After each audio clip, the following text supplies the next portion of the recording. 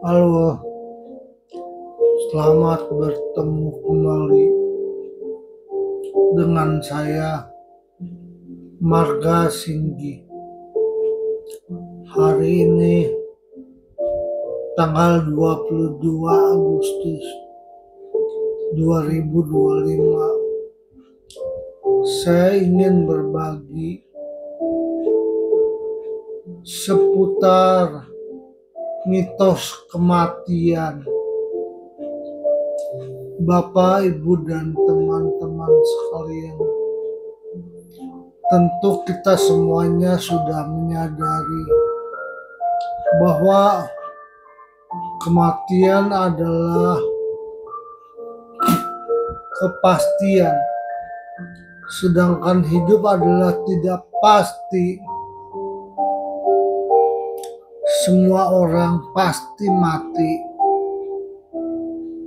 laki perempuan, tua muda, kaya miskin, pandai bodoh, cantik jelek, siapapun itu pasti mengalami kematian. Itu adalah fenomena kehidupan yang nyata, terjadi pada siapa saja, tidak peduli agama apapun. Setiap kali kita merayakan ulang tahun, umur kita bertambah 1 tahun.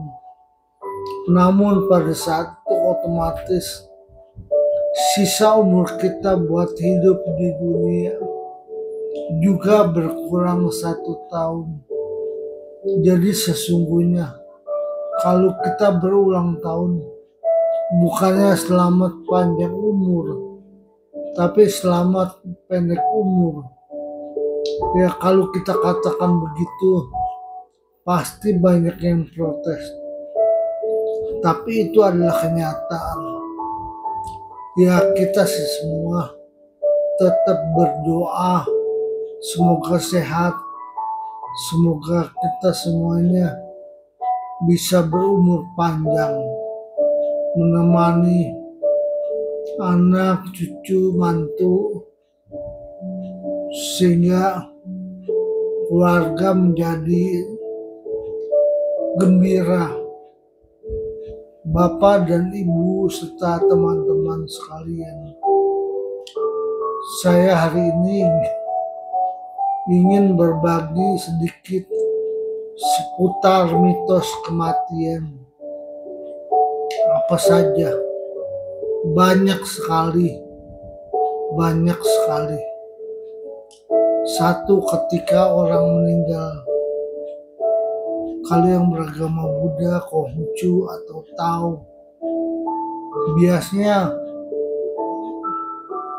orang meninggal itu diletakkan di peti mati. Apapun peti matinya, bagus atau standar, murah atau mahal, pada akhirnya sama saja. Peti mati itu dikubur atau dibakar supaya jasadnya sempurna, melebur kembali bersama alam. Ada mitos yang mengatakan kalau kita beli peti mati untuk almarhumah itu tidak boleh ditawar. Mitos tersebut salah. Kenapa tidak boleh tawar? Boleh saja tawar sesuai kemampuan kita. Jangan ragu-ragu. Kalau mitos nggak boleh tawar, itu mah isu hoax yang dihembuskan oleh toko peti mati supaya kita beli peti nggak ditawar. Kemudian kalau kita sedang jalan di jalanan, naik motor atau naik mobil, ketemu dengan rombongan ambulan yang membawa peti jenazah. Kemudian kita berhenti, lalu kita tepok-tepok dompet di saku kita, katanya supaya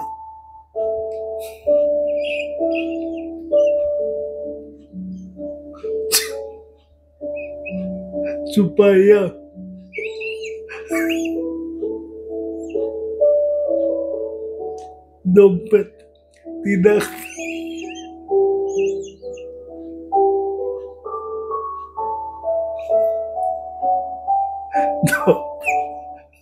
tidak kaget.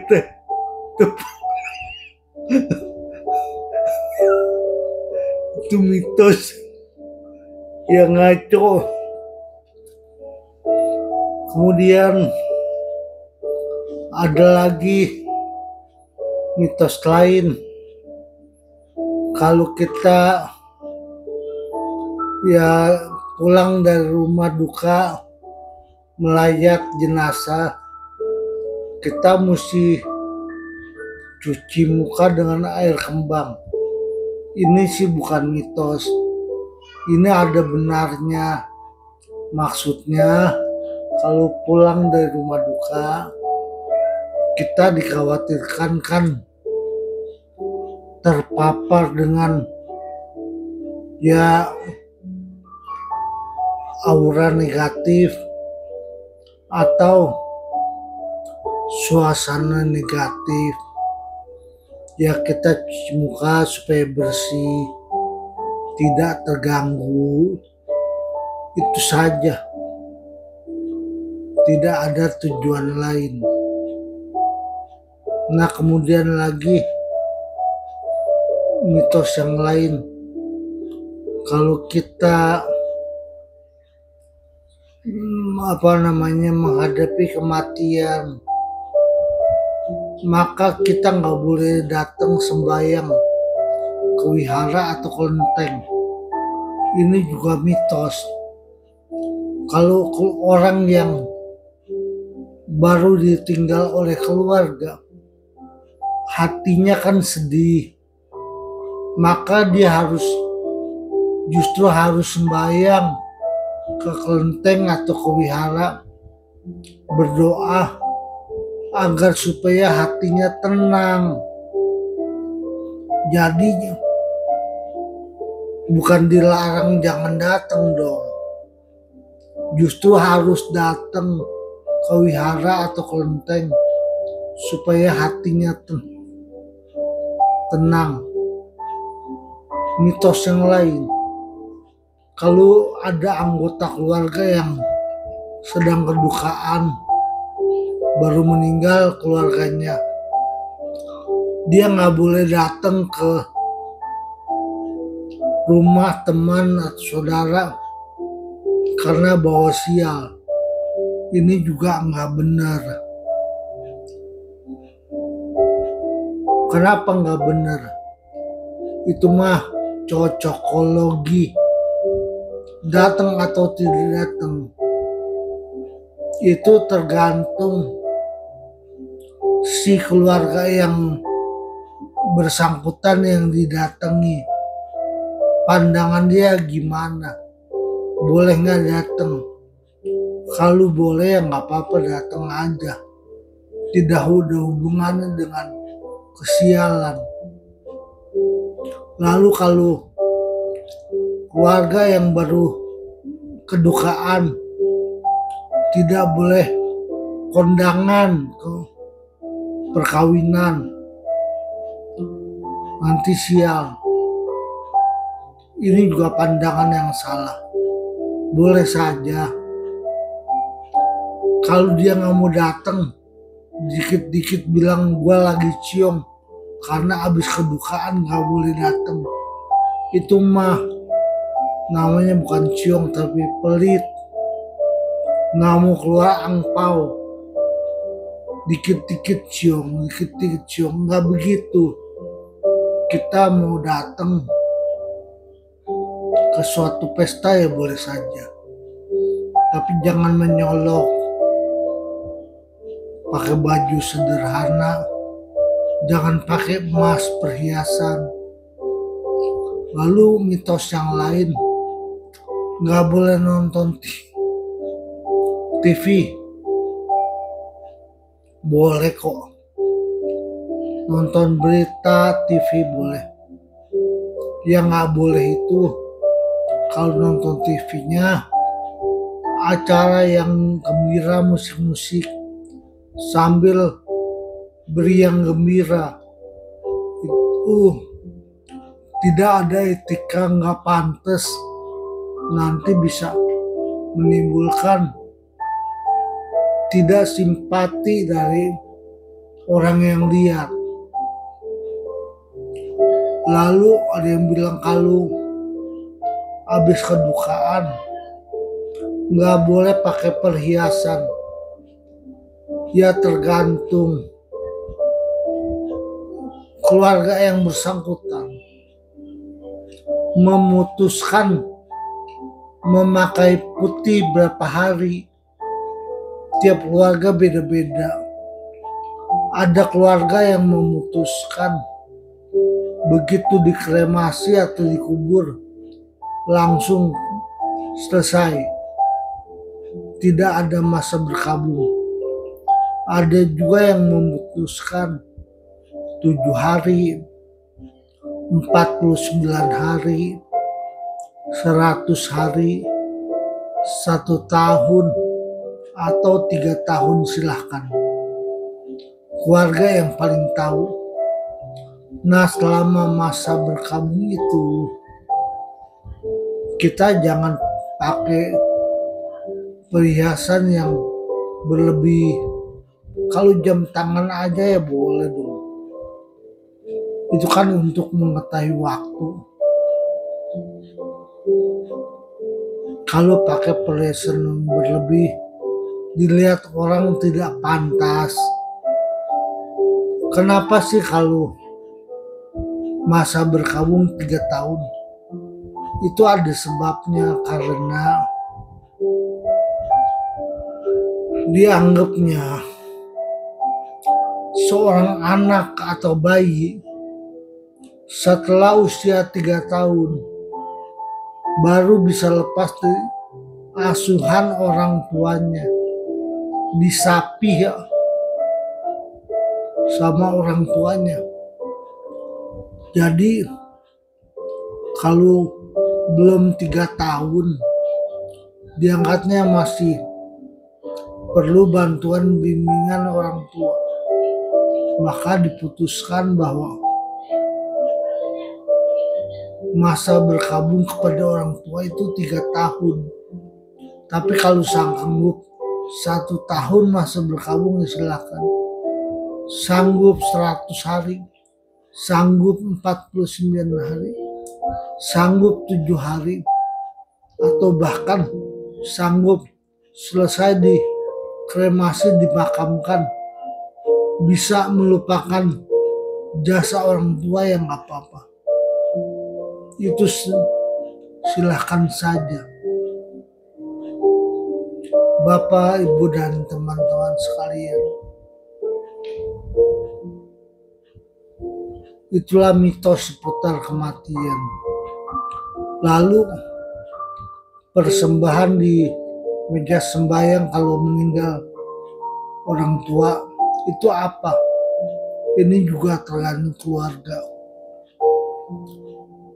Ada yang hanya buah-buah saja, ada yang menu lengkap, ada yang menu kekinian, babi panggang, ikan bandeng presto, ayam kalasan, ayam boberek, ayam KFC atau McDonald, sushi tei, masakan Solaria, masakan bami GM, semur jengkol, semur tahu tempe, kopi kenangan, kopi janji jiwa, Nescafe, buah-buah, manisan, air putih atau teh atau arak, silakan. Sesuai kemampuan tetangga. Tapi kalau tidak mampu yang sederhana saja. Asal esensinya tetap dapat, yaitu memberikan penghormatan, mengenang orang tua, berbakti kepada orang tua. Karena esensi sembahyang menurut Nabi Konghucu, yang penting itu bukan mewahnya, tapi maknanya, esensinya. Berbakti sebelum orang tua meninggal, ketika orang tua meninggal, setelah orang tua meninggal. Ketika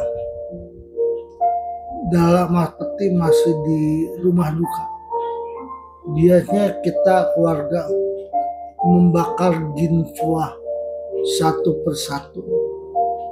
Tujuannya bukan kirim duit, tapi konsentrasi, mengenang jasa dan budi baik orang tua, mendoakan supaya orang tua bahagia, berharap anak cucu mantu juga bisa sehat, lancar semuanya.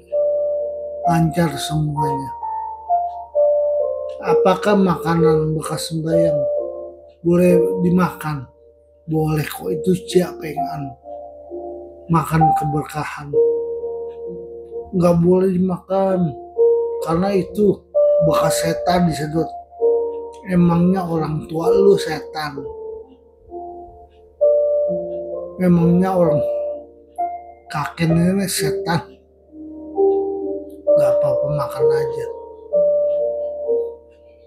Makanan orang yang sudah meninggal tentu berbeda dengan manusia hidup. Lalu ada isi bakar ini, bakar itu. Kalau punya duit boleh. Kalau enggak ya sederhana saja, sesuai kemampuan. Bakar ini, bakar itu juga, itu adalah penghormatan. Demikian Bapak Ibu yang bisa saya sampaikan. Masih banyak lagi mitos-mitos lain. Ada yang baik benar, ada yang tidak benar. Semoga penjelasan saya bisa bermanfaat. Terima kasih, sampai jumpa kembali.